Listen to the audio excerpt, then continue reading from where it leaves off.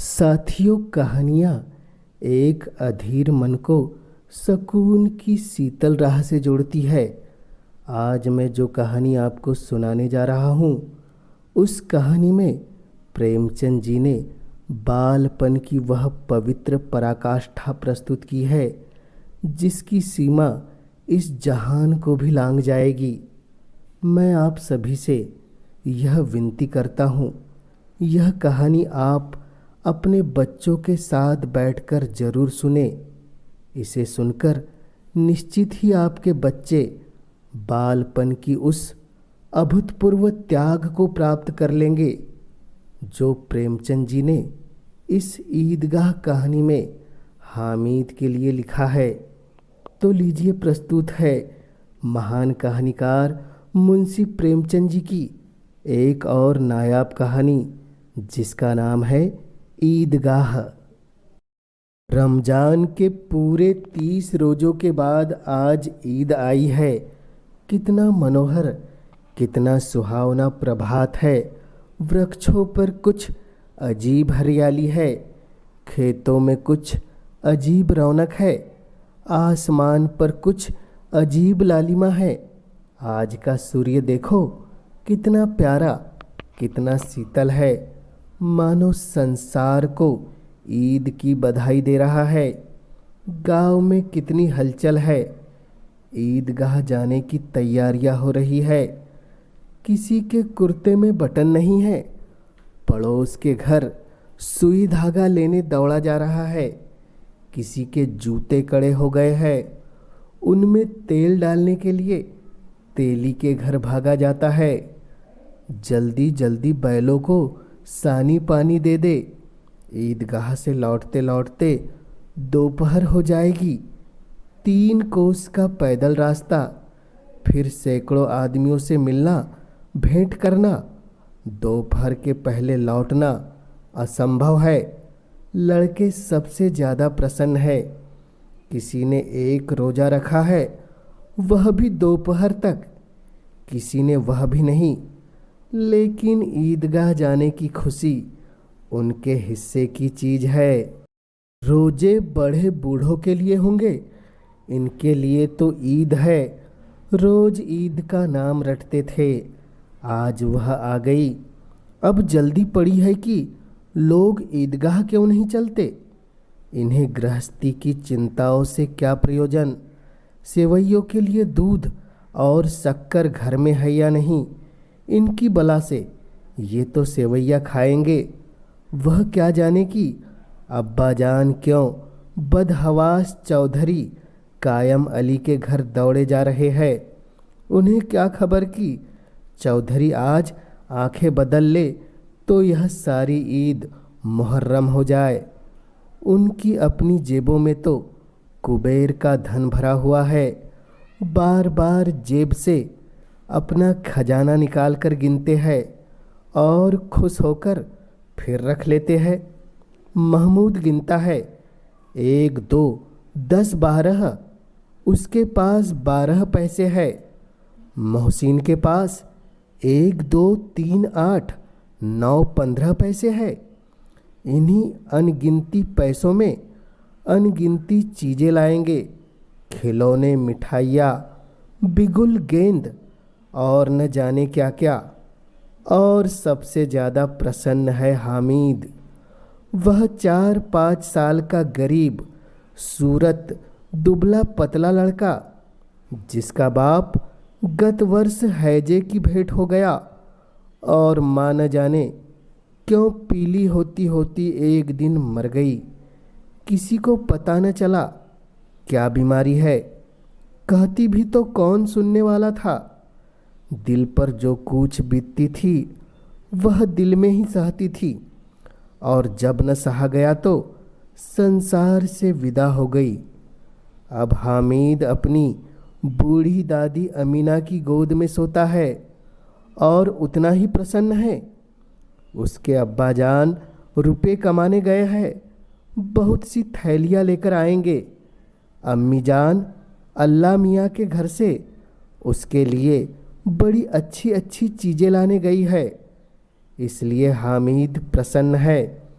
आशा तो बड़ी चीज है, और फिर बच्चों की आशा, उनकी कल्पना तो राई का पर्वत बना लेती है। हामिद के पाँव में जूते नहीं है, सिर पर एक पुरानी धुरानी टोपी है जिसका गोट काला पड़ गया है। फिर भी वह प्रसन्न है। जब उसके अब्बाजान थैलिया और अम्मी जान नियामतें लेकर आएगी तो वह दिल के अरमान निकाल लेगा। तब देखेगा महमूद, मोहसिन, नूरे और सम्मी कहाँ से उतने पैसे निकालेंगे। अभागीन अमीना अपनी कोठरी में बैठी रो रही है। आज ईद का दिन और उसके घर में दाना नहीं। आज आबीद होता तो क्या इसी तरह ईद आती और चली जाती। इस अंधकार और निराश में वह डूबी जा रही थी। किसने बुलाया था इस निगोड़ी ईद को। इस घर में उसका काम नहीं है, लेकिन हामिद, उसे किसी के मरने जीने से क्या मतलब। उसके अंदर प्रकाश है, बाहर आशा। विपत्ति अपना सारा दल बल लेकर आए, हामिद का आनंद भरी चितवन उसका विध्वंस कर देगी। हामिद भीतर जाकर दादी से कहता है, तुम डरना नहीं अम्मा, मैं सबसे पहले आऊँगा, बिल्कुल नहीं डरना। अमीना का दिल कचोट रहा था। गांव के बच्चे अपने अपने बाप के साथ जा रहे हैं। हामिद का बाप अमीना के सिवा और कौन है। उसे कैसे अकेले मेले में जाने दे। उस भीड़ भाड़ में बच्चा कहीं खो जाए तो क्या हो। नहीं, अमीना उसे यूं न जाने देगी। नन्ही सी जान, 3 कोस चलेगा कैसे। पैरों में छाले पड़ जाएंगे। जूते भी तो नहीं है। वह थोड़ी थोड़ी दूर पर उसे गोद में ले लेगी, लेकिन यहाँ सेवैया कौन पकाएगा। पैसे होते तो लौटते लौटते सब सामग्री जमा करके चटपट बना लेती। यहाँ तो घंटों चीज़ें जमा करते लगेंगे। मांगे ही का ही तो भरोसा ठहरा। उस दिन फहीमन के कपड़े सिए थे, 8 आने पैसे मिले थे। उस अठन्नी को ईमान की तरह बचाती चली आती थी इसी ईद के लिए, लेकिन कल ग्वालन सिर पर सवार हो गई।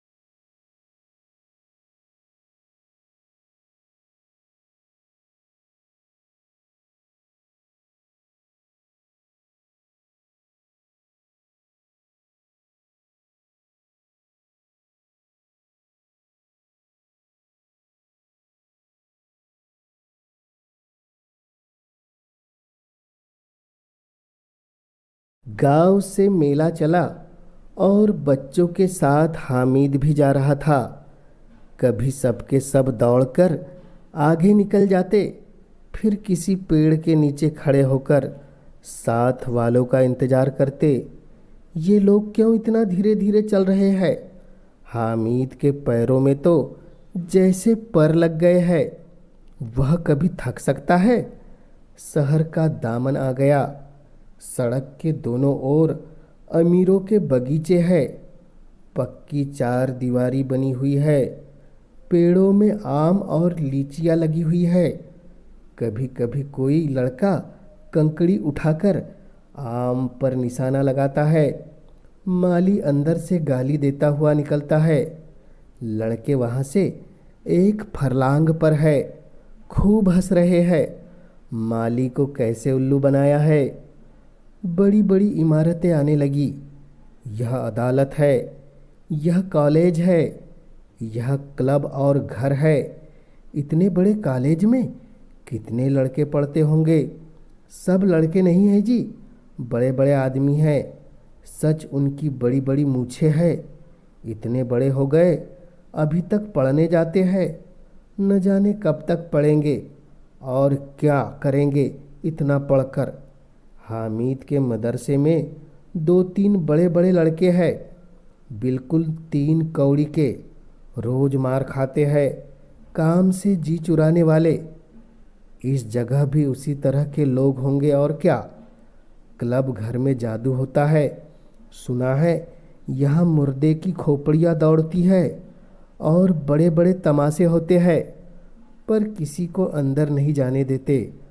और यहाँ शाम को साहब लोग खेलते हैं, बड़े बड़े आदमी खेलते हैं, मूछे दाढ़ी वाले।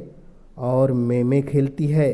सच, हमारी अम्मा को वह दे दो, क्या नाम है, बैट, तो उसे पकड़ ही न सके, घुमाते ही लुढ़क न जाए।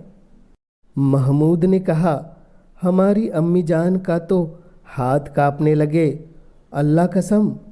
मोहसिन बोला, अम्मी मनो आटा पीस डालती है, जरा सा बैट पकड़ लेगी तो हाथ कांपने लगे। सैकड़ों घड़े पानी रोज निकालती है, 5 घड़े तो मेरी भैंस पी जाती है। किसी मेम को 1 घड़ा पानी भरना पड़े तो आंखों तले अंधेरा आ जाए। मोहसिन बोला, लेकिन दौड़ती तो नहीं, उछल कूद तो नहीं कर सकती। हाँ, उछल कूद नहीं कर सकती, लेकिन उस दिन मेरी गाय खुल गई थी और चौधरी के खेत में जा पड़ी थी, तो अम्मा इतनी तेज दौड़ी कि मैं उन्हें नहीं पा सका। सच। आगे चले। हलवाइयों की दुकानें शुरू हुई। आज खूब सजी हुई थी। इतनी मिठाइयाँ कौन खाता है। देखो ना, एक एक दुकान पर मनों से होगी। सुना है रात को जिन्नात आकर खरीद ले जाते हैं। अब्बा कहते थे कि आधी रात को एक आदमी हर दुकान पर जाता है और जितना माल बचा होता है वह तुलवा लेता है और सचमुच के रुपए देता है। बिल्कुल ऐसे ही रुपए। हामिद को यकीन न आया। ऐसे रुपए जिन्नात को कहाँ से मिल जाएंगे। मोहसिन ने कहा, जिन्नात को रुपए की क्या कमी, जिस खजाने में चाहे चले जाए। लोहे के दरवाजे तक उन्हें नहीं रोक सकते जनाब। आप है किस फेर में। हीरे जवाहरात तक उनके पास रहते हैं। जिससे खुश हो गए उसे टोकरों जवाहरात दे दिए। अभी यहीं बैठे हैं, 5 मिनट में कहो कलकत्ता पहुंच जाए। हामिद ने पूछा, जिन्नात तो बहुत बड़े बड़े होते होंगे। मोहसिन बोला, एक एक आसमान के बराबर होता है जी। जमीन पर खड़ा हो जाए तो उसका सिर आसमान से जा लगे, मगर चाहे तो एक लोटे में घुस जाए। हामिद बोला, लोग उन्हें कैसे खुश करते होंगे। कोई मुझे वह मंत्र बता दे तो एक जिन्न को मैं खुश कर लूँ। मोहसिन बोला, अब यह तो मैं नहीं जानता, लेकिन चौधरी साहब के काबू में बहुत से जिन्नात है। कोई चीज़ चोरी जाए, चौधरी साहब उसका पता लगा देंगे और चोर का नाम भी बता देंगे। जुमराती का बछवा उस दिन खो गया था। 30 दिन हैरान हुए, कहीं न मिला। तब झक मारकर चौधरी के पास गए। चौधरी ने तुरंत बता दिया कि मवेशी खाने में है और वहीं मिला। जिन्नात आकर उन्हें सारे जहान की खबरें दे जाते हैं। अब उसकी समझ में आ गया कि चौधरी के पास क्यों इतना धन है और क्यों उनका इतना सम्मान है। अब आगे चले।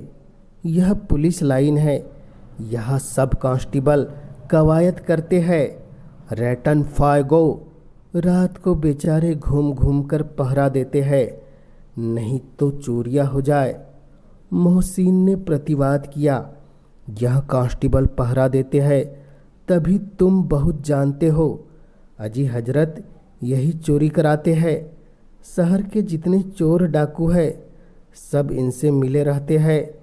रात को ये लोग चोरों से तो कहते हैं चोरी करो और आप दूसरे मोहल्ले में जाकर जागते रहो पुकारते हैं। जब भी इन लोगों के पास इतने रुपए आते हैं। मेरे मामू एक थाने में कांस्टेबल है, 20 रुपया महीना पाते हैं, लेकिन 50 रुपये घर भेजते हैं। अल्लाह कसम, मैंने एक बार पूछा था कि मामू आप इतने रुपए कहाँ से पाते हैं? हंसकर कहने लगे, बेटा अल्लाह देता है। फिर आप ही बोलो, हम लोग चाहे तो एक दिन में लाखों मार्क लाए, हम तो इतना ही लेते हैं जिसमें अपनी बदनामी न हो और नौकरी न चली जाए। हामिद ने पूछा, यह लोग चोरी करवाते हैं तो कोई इन्हें पकड़ता नहीं? मोहसिन उसकी नादानी पर दया दिखाकर बोला, अरे पागल, इन्हें कौन पकड़ेगा? पकड़ने वाला तो यह खुद है, लेकिन अल्लाह इन्हें सजा भी खूब देता है। हराम का माल हराम में जाता है। थोड़े ही दिन हुए मामू के घर में आग लग गई, सारी लेई पूंजी जल गई, एक बर्तन तक न बचा। कई दिन पेड़ के नीचे सोए, अल्लाह कसम पेड़ के नीचे। फिर न जाने कहाँ से 100 रुपये कर्ज लाए और बर्तन भांडे खरीदे। हामिद बोला, 100 तो 50 से ज़्यादा होते हैं। कहाँ 50 कहाँ 100। 50 एक थैली भर होता है, 100 तो 2 थैलियों में भी न आवे। अब बस्ती घनी होने लगी थी। ईदगाह जाने वालों की टोलियां नजर आने लगी थी, एक से एक भड़कीले वस्त्र पहने हुए, कोई इक्के तांगे पर सवार, कोई मोटर पर। सभी इत्र में बसे, सभी के दिलों में उमंग। ग्रामीणों का यह छोटा सा दल अपनी विपन्नता से बेखबर संतोष और धैर्य में मगन चला जा रहा था। बच्चों के लिए नगर की सभी चीज़ें अनोखी थी। जिस चीज़ को ताकते ताकते ही रह जाते, और पीछे से बार बार हार्न की आवाज़ होने पर भी न चेतते। हामिद तो मोटर के नीचे आते आते बचा। सहसा ईदगाह नजर आया। ऊपर इमली के घनों वृक्षों की छाया, नीचे पक्का फर्श जिस पर जाजिम बिछा हुआ है, और रोजेदारों की पंक्तियाँ एक के पीछे एक न जाने कहाँ तक चली गई है। पक्के जगत के नीचे तक, जहाँ जाजिम भी नहीं है। नए आने वाले आकर पीछे की कतार में खड़े हो जाते हैं। आगे जगह नहीं है। यहाँ कोई धन और पद नहीं देखता। इस्लाम की निगाह में सब बराबर है। इन ग्रामीणों ने वजू किया और पिछली पंक्ति में खड़े हो गए। कितना सुंदर संचालन है, कितनी सुंदर व्यवस्था। लाखों सिर एक साथ सिजदे में झुक जाते हैं, फिर सबके सब एक साथ खड़े हो जाते हैं, एक साथ झुकते हैं और एक साथ घुटनों के बल बैठ जाते हैं। कई बार यही क्रिया होती है, जैसे बिजली की लाखों बत्तियां एक साथ प्रदीप्त हो और एक साथ बुझ जाए, और यही क्रम चलता रहे। कितना अपूर्व दृश्य था, जिसकी सामूहिक क्रियाएं, विस्तार और अनंतता हृदय को श्रद्धा, गर्व और आत्म आनंद से भर देती थी। मानो भ्रातृत्व का एक सूत्र इन समस्त आत्माओं को एक लड़ी में पिरोए हुए है। नमाज खत्म हो गई है, लोग आपस में गले मिल रहे हैं। तब मिठाई और खिलौनों की दुकान पर धावा होता है। ग्रामीणों का यह दल इस विषय में बालकों से कम उत्साही नहीं है। यह देखो हिंडोला है, 1 पैसा देकर चढ़ जाओ। कभी आसमान पर जाते हुए मालूम होंगे, कभी जमीन पर गिरते हुए। यह चरखी है, लकड़ी के हाथी, घोड़े, ऊंट छड़ों से लटके हुए है। 1 पैसा देकर बैठ जाओ और 25 चक्करों का मजा लो। महमूद और मोहसिन और नूरे और सम्मी इन घोड़ों और ऊँटों पर बैठते हैं। हामिद दूर खड़ा है। 3 ही पैसे तो उसके पास है। अपने कोष का 1/3 जरा सा चक्कर खाने के लिए नहीं दे सकता। सब चरखियों से उतरते हैं। अब खिलौने लेंगे। इधर दुकानों की कतार लगी हुई है। तरह तरह के खिलौने हैं। सिपाही और गुनरिया, राजा और वकील, भिश्ती और धोबिन और साधु। वाह, कितने सुंदर खिलौने हैं। अब बोलना ही चाहते हैं। महमूद सिपाही लेता है, खाकी वर्दी और लाल पगड़ी वाला, कंधे पर बंदूक रखे हुए मालूम होता है। अभी कवायद किए चला आ रहा है। मोहसिन को भिश्ती पसंद आया। कमर झुकी है, ऊपर मशक रखे हुए है। मशक का मुंह एक हाथ से पकड़े हुए है। कितना प्रसन्न है, शायद कोई गीत गा रहा है। बस मशक से पानी उड़ेलना ही चाहता है। नूरे को वकील से प्रेम है। कैसी विद्वत्ता है उसके मुख पर। काला चोंगा, नीचे सफ़ेद अचकन, अचकन के सामने की जेब में घड़ी, सुनहरी जंजीर, एक हाथ में कानून का पोथा लिए हुए।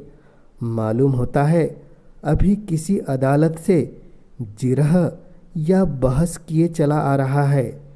यह सब 2-2 पैसों के खिलौने हैं। हामिद के पास कुल 3 पैसे है। इतने महंगे खिलौने वह कैसे ले। खिलौना कहीं हाथ से छूट पड़े तो चूर चूर हो जाए। जरा पानी पड़े तो सारा रंग धुल जाए। ऐसे खिलौने लेकर वह क्या करेगा, किस काम के। मोहसिन बोला, मेरा भिश्ती रोज पानी दे जाएगा, सांझ सवेरे। महमूद बोला, और मेरा सिपाही घर का पहरा देगा। कोई चोर आवेगा तो फौरन बंदूक से फेर देगा। नूरे ने कहा, और मेरा वकील खूब मुकदमा लड़ेगा। सम्मी बोली, और मेरी धोबिन रोज कपड़े धोएगी। हामिद खिलौने की निंदा करता है। मिट्टी ही के तो है, गिरे तो चकनाचूर हो जाए।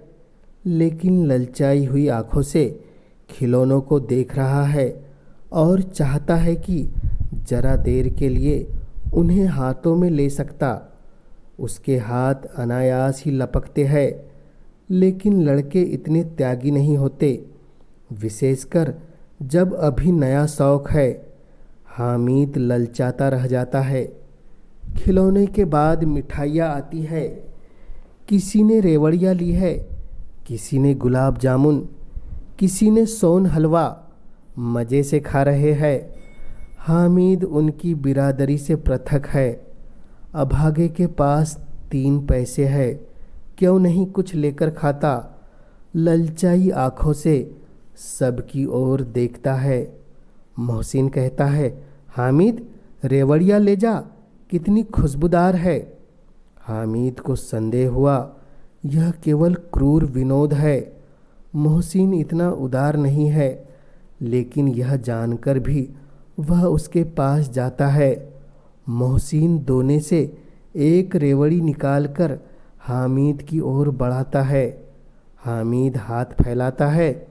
मोहसिन रेवड़ी अपने मुंह में रख लेता है। महमूद, नूरे और सम्मी खूब तालियां बजा बजा कर हंसते हैं। हामिद खिसिया जाता है। मोहसिन बोला, अच्छा अब की ज़रूर देंगे। हामिद, अल्लाह कसम ले जा। हामिद बोला, रखे रहो, क्या मेरे पास पैसे नहीं हैं। सम्मी बोला, 3 ही तो पैसे है, 3 पैसे में क्या क्या लोगे। महमूद बोला, हमसे गुलाब जामुन ले जाओ हामिद। मोहसिन बदमाश है। हामिद बोला, मिठाई कौन बड़ी नेमत है, किताब में इसकी कितनी बुराइयां लिखी है।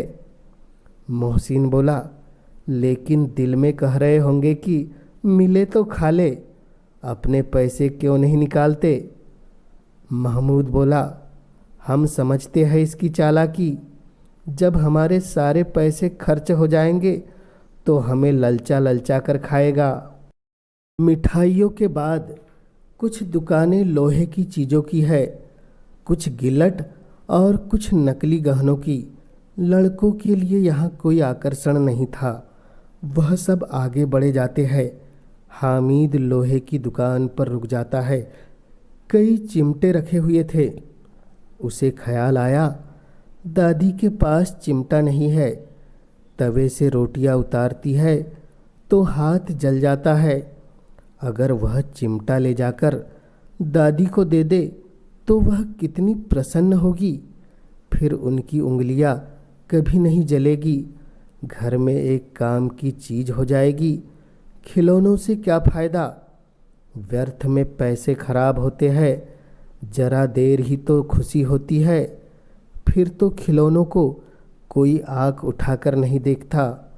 या तो घर पहुँचते पहुँचते टूट फूट कर बराबर हो जाएंगे, या छोटे बच्चे जो मेले में नहीं आए हैं जिद करके ले लेंगे और तोड़ डालेंगे। चिमटा कितने काम की चीज़ है। रोटियां तवे से उतार लो, चूल्हे में सेक लो। कोई आग मांगने आवे तो चटपट चूल्हे से आग निकाल कर उसे दे दो। अम्मा बेचारी को कहाँ फुर्सत है कि बाजार आए, और इतने पैसे ही कहाँ मिलते हैं। रोज हाथ जला लेती है। हामिद के साथी आगे बढ़ गए हैं। सबील पर सबके सब शरबत पी रहे हैं। देखो सब कितने लालची है। इतनी मिठाइयाँ ली, मुझे किसी ने एक भी न दी। उस पर कहते हैं मेरे साथ खेलो, मेरा यह काम करो। अब अगर किसी ने कोई काम करने को कहा तो पूछूंगा, खाओ मिठाइयाँ? आप मुंह सड़ेगा, फोड़े फुंसियाँ निकलेगी, आप ही जबान चटोरी हो जाएगी। तब घर के पैसे चुराओगे और मार खाओगे। किताब में झूठी बातें थोड़ी ही लिखी है, मेरी जबान क्यों खराब होगी। अम्मा चिमटा देखते ही दौड़कर मेरे हाथ से ले लेगी और कहेगी, मेरा बच्चा अम्मा के लिए चिमटा लाया है। हजारों दुआएं देगी। फिर पड़ोस की औरतों को दिखाएगी। सारे गांव में चर्चा होने लगेगी, हामिद चिमटा लाया है, कितना अच्छा लड़का है। इन लोगों के खिलौनों पर कौन दुआएं देगा। बड़ों की दुआएं सीधे अल्लाह के दरबार में पहुंचती है और तुरंत सुनी जाती है। मेरे पास पैसे नहीं हैं, तभी तो मोहसिन और महमूद यूं मिजाज दिखाते हैं। मैं भी इनसे मिजाज दिखाऊंगा। खेले खिलौने और खाए मिठाइयाँ, मैं नहीं खेलता खिलौने। किसी का मिजाज क्यों सहूं। मैं गरीब सही, किसी से कुछ मांगता तो नहीं। आखिर अब्बा जान कभी न कभी आएंगे, अम्मी भी आएगी ही। फिर इन लोगों से पूछूंगा, कितने खिलौने लोगे? एक एक को टोकरियों खिलौने दे दूंगा और यह बता दूंगा कि दोस्तों के साथ किस तरह सुलूक किया जाता है। यह नहीं कि एक पैसे की रेवड़ियाँ ली तो चिढ़ा चिढ़ा कर खाने लगे। सब के सब खूब हंसेंगे कि हामिद ने चिमटा लिया है। हंसे मेरी बला से। उसने दुकानदार से पूछा, यह चिमटा कितने का है? दुकानदार ने उसकी ओर देखा और कोई आदमी साथ न देखकर कहा, यह तुम्हारे काम की कोई चीज़ नहीं है। हामिद फिर दुकानदार से बोला, बिकाऊ है? बिकाऊ क्यों नहीं है? और यह क्या लाद लाए है? तो बताते क्यों नहीं, कै पैसे का है? 6 पैसे लगेंगे। हामिद का दिल बैठ गया। ठीक ठीक 5 पैसे लगेंगे, लेना हो तो लो, नहीं तो चलते बनो। हामिद ने कलेजा मजबूत करके कहा, 3 पैसे लोगे? यह कहता हुआ वह आगे बढ़ गया कि दुकानदार की घुड़कियाँ न सुने। लेकिन दुकानदार ने घुड़कियाँ नहीं दी, बुलाकर चिमटा दे दिया। हामिद ने उसे इस तरह कंधे पर रखा मानो बंदूक है और शान से अकड़ता हुआ संगियों के पास आया। जरा सुने सब के सब क्या क्या आलोचनाएं करते हैं। मोहसिन ने हंसकर कहा, यह चिमटा क्यों लाया पगले, इसे क्या करेगा? हामिद ने चिमटे को जमीन पर पटक कर कहा, जरा अपना भिश्ती जमीन पर गिरा दो, सारी पसलियाँ चूर चूर हो जाएगी बच्चे की। महमूद बोला, तो यह चिमटा कोई खिलौना है? हामिद बोला, खिलौना क्यों नहीं है, अभी कंधे पर रखा बंदूक हो गई, हाथ में लिया फकीरों का चिमटा हो गया। चाहूँ तो इससे मजीरे का भी आनंद ले सकता हूँ। एक चिमटा जमा दूँ तो तुम लोगों के सारे खिलौनों की जान निकल जाए। तुम्हारे खिलौने कितना ही जोर लगावे, वे मेरे चिमटे का बाल भी बाका नहीं कर सकते। मेरा बहादुर शेर है चिमटा। सम्मी ने खंजरी ली थी, प्रभावित होकर बोला, मेरी खंजरी से बदलोगे? 2 आने की है। हामिद ने खंजरी की ओर उपेक्षा से देखा। मेरा चिमटा चाहे तो तुम्हारी खंजरी का पेट फाड़ डाले। बस एक चमड़े की झिल्ली लगा दी है, ढप ढप बोलने लगी। जरा सा पानी लग जाए तो खत्म हो जाए। मेरा बहादुर चिमटा आग में, पानी में, तूफान में बराबर डटा खड़ा रहेगा। चिमटे ने सभी को मोहित कर लिया, लेकिन अब पैसे किसके पास धरे हैं? फिर मेले से दूर निकल आए हैं। 9 कब के बज गए? धूप तेज हो रही है। घर पहुंचने की जल्दी हो रही थी। बाप से जिद भी करे तो चिमटा नहीं मिल सकता है। हामिद है बड़ा चालाक, इसलिए बदमाश ने अपने पैसे बचा कर रखे थे। अब बालकों के 2 दल हो गए हैं, मोहसिन, महमूद, सम्मी और नूरे। एक तरफ से हामिद अकेला, दूसरी तरफ शास्त्रार्थ हो रहा था। सम्मी तो विधर्मी हो गया, दूसरे पक्ष से जा मिला। लेकिन मोहसिन, महमूद और नूरे भी हामिद से 1-1, 2-2 साल बड़े होने पर भी हामिद के आघातों से आतंकित हो उठे हैं। उसके पास न्याय का बल है और नीति की शक्ति। एक और मिट्टी है, दूसरी ओर लोहा। जो इस वक्त अपने को फौलाद कह रहा है, वह अजेय है, घातक है। अगर कोई शेर आ जाए तो मियाँ भिश्ती के छक्के छुट जाए। मियाँ सिपाही मिट्टी की बंदूक छोड़कर भागे। वकील साहब की नानी मर जाए, चोंगे में मुंह छिपाकर जमीन पर लेट जाए। मगर यह चिमटा, यह बहादुर, यह रुस्तमे हिंद लपक कर शेर की गर्दन पर सवार हो जाएगा और उसकी आंखें निकाल लेगा। मोहसिन ने एड़ी चोटी का जोर लगाकर कहा, अच्छा, पानी तो नहीं भर सकता? हामिद ने चिमटे को सीधा खड़ा करके कहा, भिश्ती को एक डांट बताएगा तो दौड़ा हुआ पानी लाकर उसके द्वार पर छिड़कने लगेगा। मोहसिन परास्त हो गया, पर महमूद ने कुमक पहुंचाई। अगर बच्चा पकड़ा जाए तो अदालत में बंधे बंधे फिरेंगे, तब वकील साहब के ही पैरों में पड़ेंगे। हामिद इस प्रबल तर्क का जवाब न दे सका। उसने पूछा, हमें पकड़ने कौन आएगा? नूरे ने अकड़कर कहा, यह सिपाही बंदूक वाला। हामिद ने मुंह चिढ़ाकर कहा, यह बेचारे हमारे बहादुर रुस्तमे हिंद को पकड़ेंगे। अच्छा लाओ, अभी जरा कुश्ती हो जाए। इसकी सूरत देखकर दूर से भागेंगे, पकड़ेंगे क्या बेचारे। मोहसिन को एक नई चोट सूझ गई। तुम्हारे चिमटे का मुंह रोज आग में जलेगा। उसने समझा था कि हामिद लाजवाब हो जाएगा, लेकिन यह बात न हुई। हामिद ने तुरंत जवाब दिया, आग में बहादुर ही कूदते हैं जनाब। तुम्हारे यह वकील, सिपाही और भिश्ती लौंडियों की तरह घर में घुस जाएंगे। आग में कूदना वह काम है जो रुस्तमे हिंद ही कर सकता है।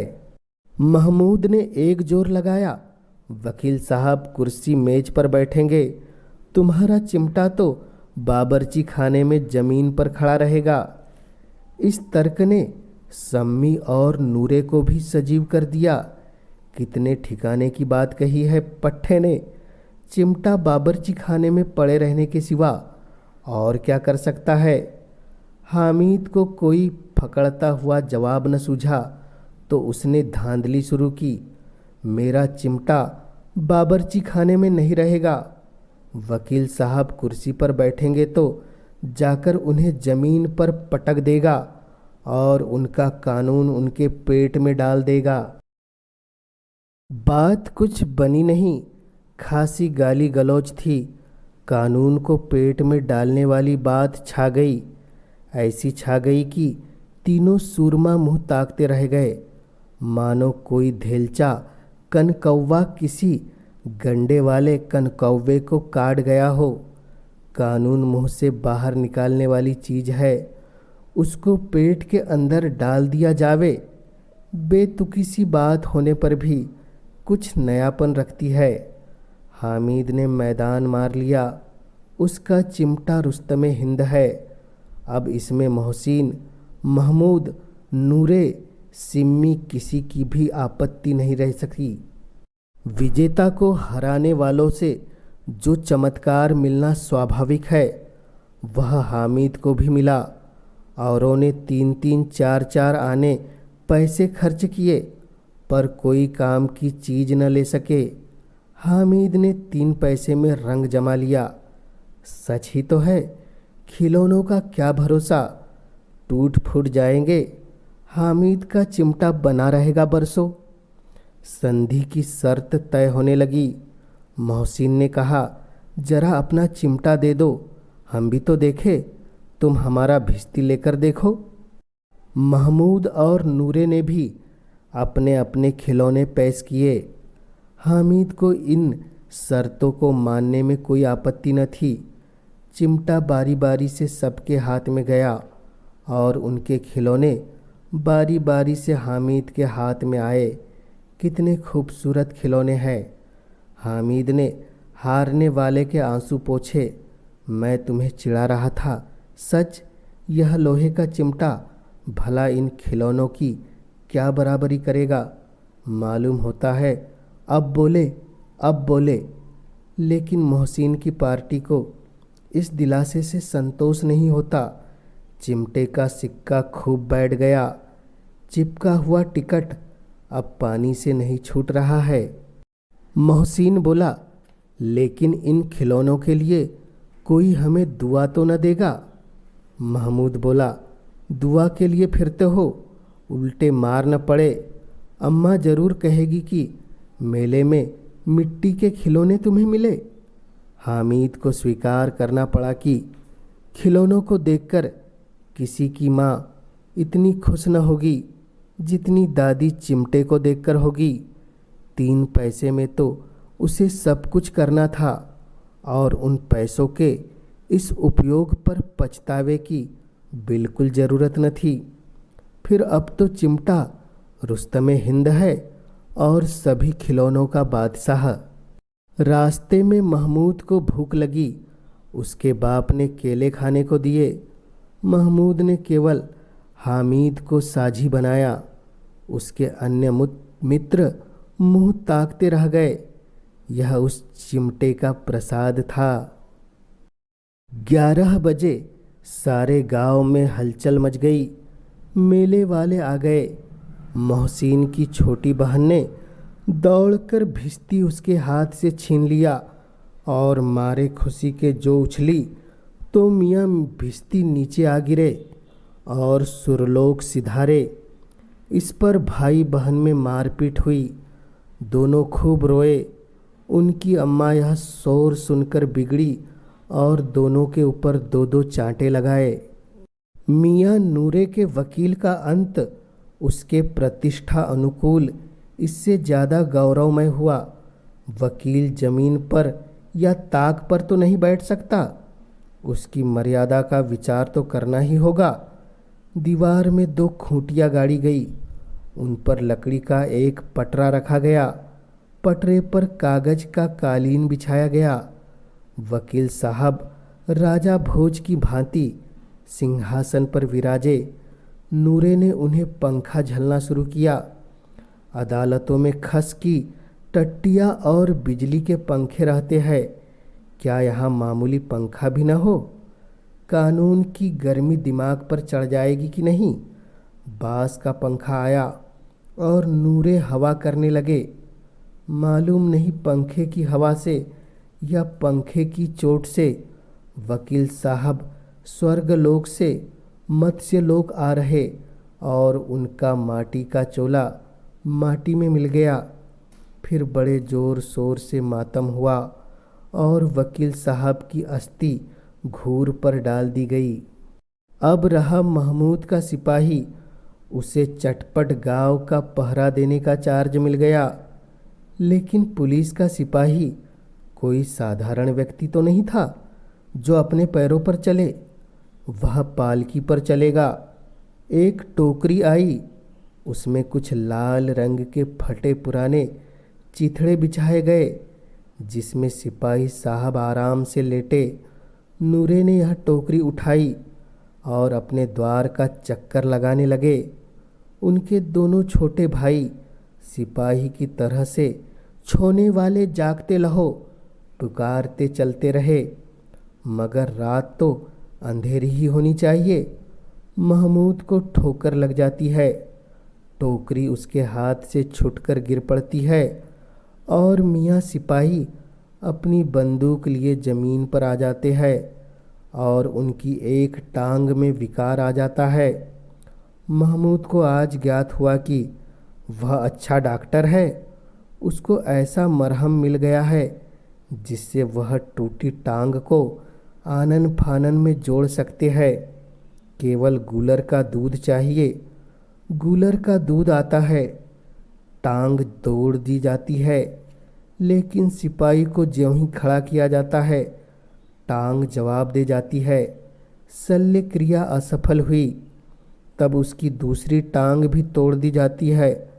अब कम से कम एक जगह आराम से बैठ तो सकता है। एक टांग से तो न चल सकता था न बैठ सकता था। अब वह सिपाही सन्यासी हो गया है। अपनी जगह पर बैठा बैठा पहरा देता है। कभी कभी देवता भी बन जाता है। उसके सिर का झालरदार साफा खुरच दिया गया है। अब उसका जितना रूपांतर चाहो कर सकते हो। कभी कभी तो उससे बाट का भी काम लिया जाता है। अब मियाँ हामिद का हाल सुनिए। अमीना उसकी आवाज़ सुनते ही दौड़ी और उसे गोद में उठाकर प्यार करने लगी। सहसा उसके हाथ में चिमटा देखकर वह चौंकी। यह चिमटा कहाँ था? मैंने मोल लिया है। कै पैसे में? 3 पैसे दिए। अमीना ने छाती पीट ली। यह कैसा बेसमझ लड़का है कि दोपहर हुआ, कुछ खाया न पिया, लाया क्या यह चिमटा? सारे मेले में तुझे और कोई चीज़ न मिली जो यह लोहे का चिमटा उठा लाया? हामिद ने अपराधी भाव से कहा, तुम्हारी उंगलियां तवे से जल जाती थी, इसलिए मैंने इसे ले लिया। बुढ़िया का क्रोध तुरंत स्नेह में बदल गया, और स्नेह भी वह नहीं जो प्रालब्ध होता है और अपनी सारी कसक शब्दों में बिखेर देता है। यह मूक स्नेह था, खूब ठोस, रस और स्वाद से भरा हुआ। बच्चे में कितना त्याग, कितना सद्भाव और कितना विवेक है। दूसरों को खिलौने लेते और मिठाई खाता देखकर इसका मन कितना ललचाया होगा। इतना जब्त इससे हुआ कैसे? वहाँ भी इसे अपनी बुढ़िया दादी की याद बनी रही। अमीना का मन गदगद हो गया। और अब एक बड़ी विचित्र बात हो गई, हामिद के इस चिमटे से भी विचित्र। बच्चे हामिद ने बूढ़े हामिद का पार्ट खेला था। बुढ़िया अमीना बालिका अमीना बन गई। वह रोने लगी, दामन फैलाकर हामिद को दुआएं देती जाती थी और आंसू की बड़ी बड़ी बूंदें गिराती जाती थी। हामिद इसका रहस्य क्या समझता? हामिद इसका रहस्य क्या समझता?